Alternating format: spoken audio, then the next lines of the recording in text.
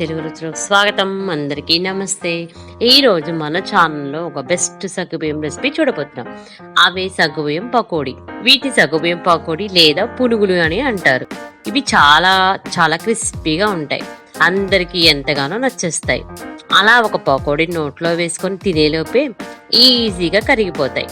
మంచి వేడిగా ఉన్నప్పుడు మాత్రమే తినాలి. అప్పుడే దీంట్లో ఆ సగ్గుబియ్యం టేస్ట్ అనేది మనకు తెలుస్తుంది.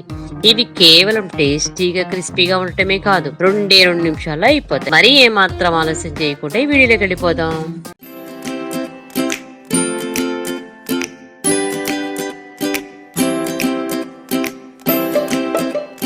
ఈ సగ్గుబియ్యం పునుకులు చేసుకోవడానికి ముందుగానే మనం పెరుగులో నానబెట్టుకున్న సగ్గుబియ్యాన్ని తీసుకోవాలి. ఇవి 6 to 7 hours నానబెట్టిన సగ్గుబియ్యము.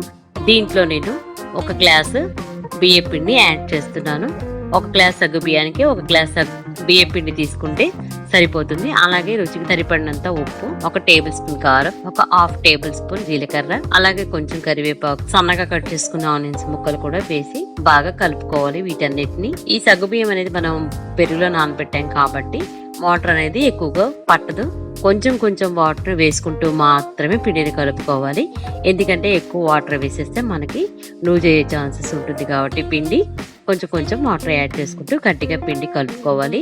మరీ గట్టిగా కూడా కలుపుకోకూడదు. ఇలా కలిపిన తర్వాత మనం మళ్ళీ వేసేటప్పుడు కూడా కొంచెం వాటిని చల్లుకుంటూ ఈ సగ్గుబియ్యం పునుకులు వేయాలి. అలాగే ఇప్పుడు డీప్ ఫ్రైకి మనం ఆయిల్ పెట్టేసుకొని అది హీట్ ఎక్కిన తర్వాత ఫ్లేమ్ని లోలో అడ్జస్ట్ చేసుకొని ఈ పునుకులు అనేది మనం వేయాలి ఆయిల్లో.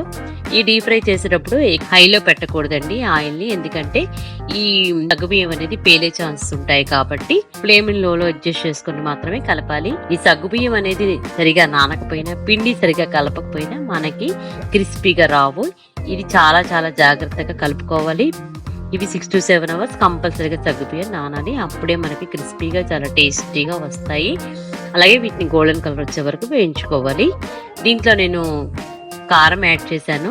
కావాలి అంటే పచ్చిమిర్చి పేస్ట్ కూడా యాడ్ చేసుకోవచ్చు. అది వేసినా కానీ చాలా టేస్టీగా ఉంటుంది.